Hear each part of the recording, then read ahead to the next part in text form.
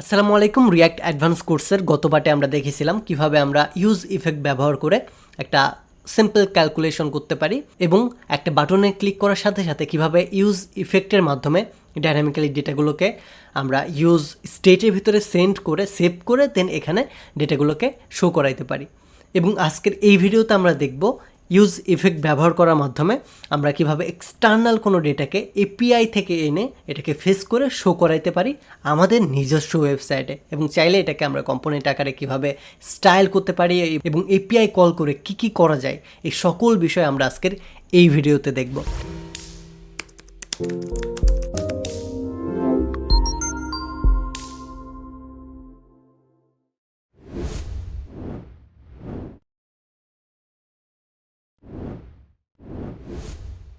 So এটার জন্য সরাসরি আমরা চলে যাব আমাদের কোড এডিটরে। এখানে গিয়ে আমরা কম্পোনেন্টের ভিতরে দুইটা কম্পোনেন্ট ক্রিয়েট করব। একটার নাম দেব ফেস ডেটা ডট জেএসএক্স এবং আরেকটার নাম দেব data return dot JSX. So সবার শুরুতে আমরা আরএফসি দিয়ে আমাদের কম্পোনেন্টটা ক্রিয়েট করে নেব এবং এটাকে অ্যাপ ডট জেএস এর সাথে কানেক্টেড করে নেব। আমাদের প্রিভিয়াস পার্টটার দরকার নেই, এখন এটাকে কমেন্ট আউট করে দেব। সো এখন আমরা ফেস ডেটাকে কল করব। তো ফেস ডেটা চলে আসছে, এটাকে সেভ করব, উপরে কানেক্টেড করে নিব। ওকে, রাইট নাও একটা জাস্ট হ্যালো ইউজ ইফেক্ট লিখে এটাকে রান করব। আমরা যদি রান করি দেখতে পাবেন হ্যালো ইউজ ইফেক্ট আমাদের ওয়েবসাইটে দেখাচ্ছে। সো এটা সিম্পল, এটা আমরা জানি। এখন আমরা আমাদের ডেটাকে শো করাইতে চাচ্ছি এবং এই ডেটাটা আসবে এক্সটার্নাল কোনো এপিআই থেকে। সো এপিআইয়ের জন্য আমরা সবার শুরুতে গুগলে যাব। গুগলে গিয়ে আমরা এই জায়গাতে ফেক এপিআই লিখে যদি সার্চ দিই তাহলে এই জায়গা থেকে জেসন প্লেস হোল্ডারে ফ্রি ফেক রেস্ট এপিআই আমাদের চলে আসবে। এই জায়গা থেকে আপনি অসংখ্য ডেটা নিতে পারবেন।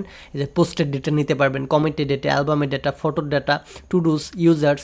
সো আমি এই জায়গা থেকে ইউজার্সের ডেটা নিব। সো এই জায়গাতে ক্লিক করলে আপনার এই যে Jason place holder dot user এরকম একটা ইউআরএল ওপেন হবে এবং এই জায়গাতে আপনি কিছু ডেটা দেখতে পাবেন।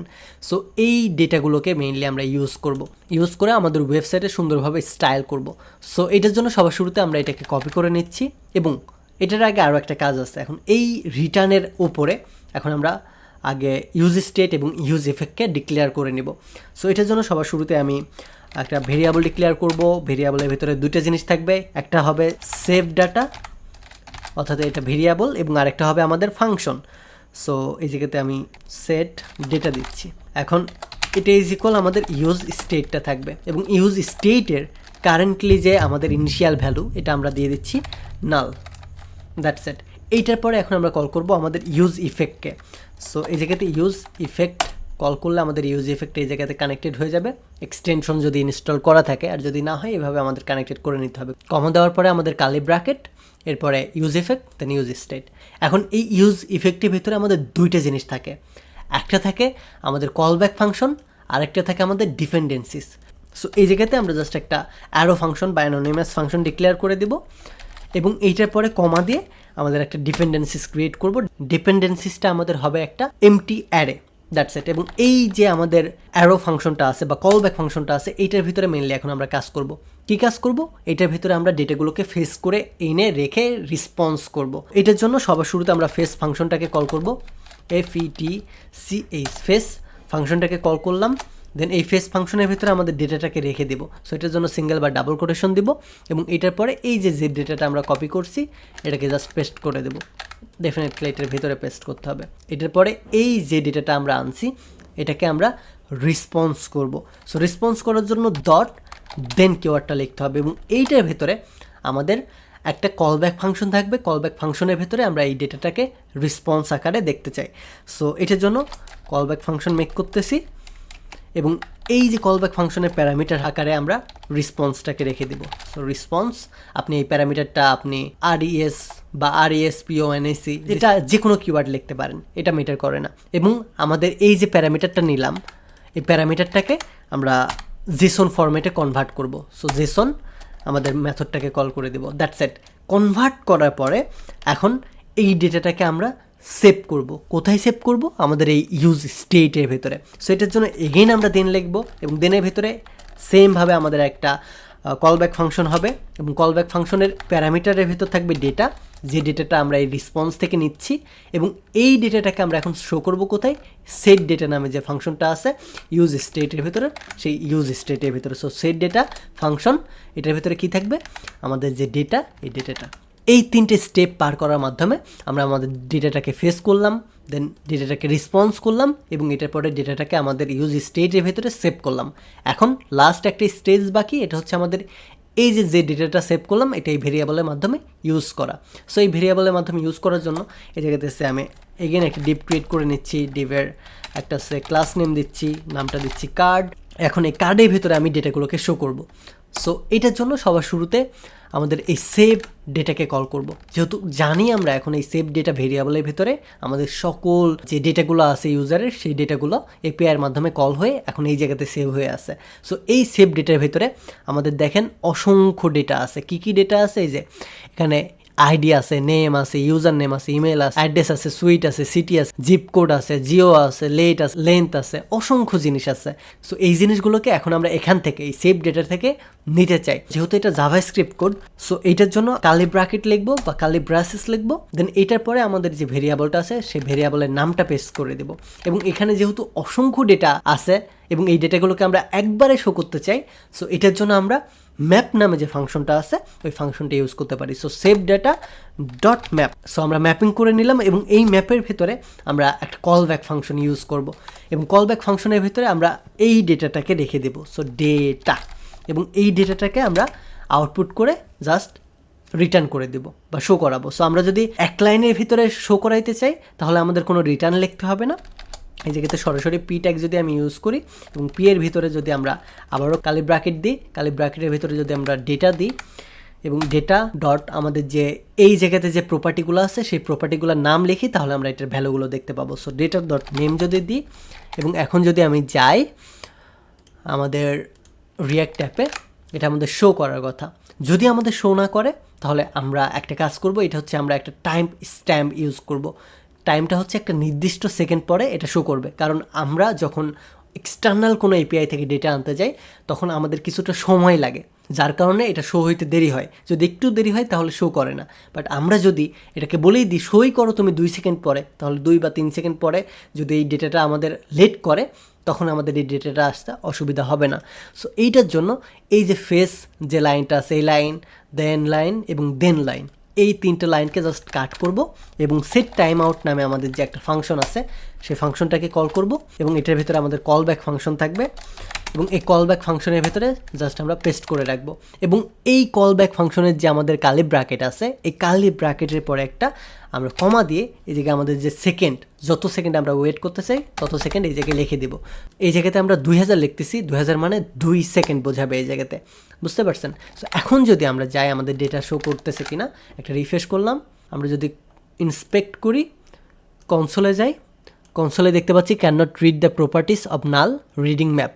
এখনও আমাদের ডেটাটা শো করতেছে না, আমাদের নাল বলতেছে। সো এটাও যদি এরকমও যদি ইরোড দেয় তাহলেও অরিড হওয়ার কিছু নাই। এই ইরোডটা সলভ করার জন্য আমরা জাস্ট বলবো আমাদের ডেটা তখনই শো করো যখন ডেটাটা আসবে। সো এটার জন্য সেভ ডেটাকে অর্থাৎ এই ডেটাটাকে এগেইন এই জায়গায় কল করব এবং এই জায়গায় বলে দিব এটা যখনই আমাদের অ্যান্ড দিব, অর্থাৎ এটা যখনই ট্রু হবে তখনই এই ডেটাগুলো শো করো। অর্থাৎ যখন এই ডেটার ভিতরে অরিজিনাল ডেটাগুলো আসবে দেন আমাদের এই ডেটাগুলো ম্যাপিং করে শো করো। এখন যদি যাই রিফ্রেশ করে দেখতে পাবেন আমাদের ডেটা 2 সেকেন্ড পরে চলে আসবে। এখন আমরা এই যে টাইমারটা দিছিলাম 2 সেকেন্ডের, এই টাইমারটা তুলে দিতে পারি। এখন আপনার কাছে একটু গিজিমিজি লাগতে পারে, আপনি জাস্ট এই কাজটা করতে না পারলে এই 3টা লাইনকে কাট করবেন, বাকি এই 2 লাইনকে কেটে দেবেন, দ্যাটস ইট। ইউজ এফেক্ট কাইটেন না, এইসব জায়গা থেকে আবার কাইটেন না, আপনার সমস্যা হইতে পারে। বাট শুরুর দিকে সমস্যা হলেও পরে প্র্যাকটিস করতে করতে আপনার এটা শিখে যাবেন। সো এখন যদি টাইমারটা কেটে দিই, এখন যদি আমরা ওয়েবসাইটে যাই দেখতে পাবেন সাথে সাথে ডেটাটা লোড হচ্ছে। সো এখন আমি এই ডেটাটাকে এক সাইডে নিচ্ছি, রাইট নাও এখন এক সাইডে আমাদের কোড এডিটর এবং অন্য সাইডে আমাদের ব্রাউজারটা দেখা যাচ্ছে এবং আমাদের ডেটাও শো করতেছে। রাইট নাও আমি চাইতেছি শুধুমাত্র নেম না, নেমের পাশাপাশি আমাদের যে আইডি আছে, অ্যাড্রেস আছে, পাশাপাশি যে আমাদের ইমেল আছে, সেই সকল ডেটাগুলো আমরা সেভ করে রাখবো এবং এটা একটা প্যারাগ্রাফের ভিতরে তো শো করানো সম্ভব না। সো এটার জন্য আমরা ডেটা রিটার্ন নামে একটা কম্পোনেন্ট ক্রিয়েট করব এবং এই কম্পোনেন্টের ভিতরে এসে এটাকে সেভ করব। সো এই কম্পোনেন্টটাকে এখন আমরা এই ফেস ডেটার ভিতরে কল করব এবং এই জায়গাতে যে পি ট্যাগটা ক্রিয়েট করছিলাম না, এই পি ট্যাগটাকে কেটে দেব এবং এই জায়গাতে আমরা একটা কার্লি ব্র্যাকেট দিয়ে এটাকে জাস্ট এক্সটেন্ড করে নিব। That's it. একটু স্ক্রল ডাউন করে এখন আমরা আমাদের যে কম্পোনেন্টটা আছে ডাটা রিটার্ন নামে, সেই ডাটা রিটার্ন নামে কম্পোনেন্টটাকে জাস্ট আমরা কল করব। সো ডাটা রিটার্ন কম্পোনেন্টটাকে কল করে দিলাম। ওকে, এখন ডাটা রিটার্নের ভিতরে কিচ্ছু নাই, যার কারণে আমাদের ফাঁকা দেখাচ্ছে। সো এই জায়গাতে গিয়ে আমরা জাস্ট বলবো showing data from fetch data component. Okay, এটা লেখার পরে এখন যদি আমরা আমাদের ফেস ডেটাতে যাই, আমরা কোনো কিছু আউটপুট দেখতে পাচ্ছি না, কারণ এই জায়গাতে যখন আমরা এক্সট্যান্ড করলাম লাইনটা, এই জায়গাতে আমরা এই লাইনটাকে রিটার্ন করি নাই। সো এটার জন্য আমাদের এই লাইনটাকে রিটার্ন করে নিতে হবে। এখন যদি যাই তাহলে দেখতে পাবো showing data from the face component, এটা আমাদের বারবার শো করতেছে। বাট এই জিনিসটা শো করানো কিন্তু আমাদের মেইন উদ্দেশ্য না, রাইট? আমরা মেইনলি শো করাইতে চাই আমাদের কম্পোনেন্ট থেকে আসা ডেটাগুলোকে। সো এইটার জন্য এই জায়গাতে এখন আমি কয়েকটা অ্যাট্রিবিউট ডিক্লেয়ার করব। সো আমরা জানি আমরা যখন একটা কম্পোনেন্ট ক্রিয়েট করি এবং প্রপসের মাধ্যমে একটা প্যারেন্ট থেকে অন্যর একটা চাইল্ডের নিই, তখন আমরা এই জায়গাতে যে চাইল্ডের ভেতরে নিব আমরা ডেটাগুলোকে, এই জায়গাতে আমরা অ্যাট্রিবিউটের মাধ্যমে বা প্রপার্টির মাধ্যমে এই ডেটাগুলোকে আমরা নিয়ে যেতে পারি। সো এটার জন্য আমি নেম নামে একটা প্রপার্টি ক্রিয়েট করলাম এবং এইটার ভেতরে আমাদের যে এই ডেটাটা আছে এই ডেটাটাকে রাখলাম এবং এই ডেটার কি জানতে চাই আমরা, এবার এটা বলতে হবে। সো ডেটা ডট নেম জানতে চাই। সো এখন আমাদের নেম যে প্রপার্টিটা আছে, এই নেম প্রপার্টির ভেতরে আমাদের ডেটা ডট নেমটা সেভ হয়ে থাকবে। সো এখন আমরা আমাদের এই যে ডেটা রিটার্ন নামে যে পেজটা আছে, এই পেজে গিয়ে আগে প্রপসটা ক্রিয়েট করি এবং প্রপস ক্রিয়েট করার পরে এটা কেটে দিচ্ছি। এখন যদি এই জায়গাতে গিয়ে আমি জাস্ট প্রপস ডট নেম লিখি, তাহলে আমাদের এই জায়গাতে যতগুলা নাম আছে সেই নামগুলো আমরা আউটপুট হিসেবে দেখতে পাবো।